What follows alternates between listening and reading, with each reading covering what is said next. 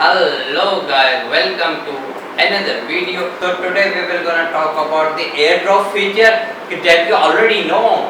Now, as the iPhone user, you must know about the airdrop and how to use. And if you don't know about the airdrop, so why are you using your iPhone?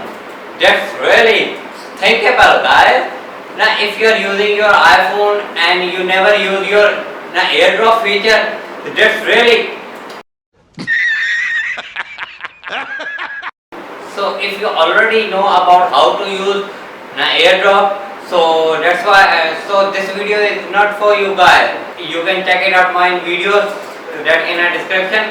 That also you can use your airdrop feature. You can send your files like an airdrop to any Android phone. So that would be easy for you guys. So if you haven't checked that video, so please go to the description below.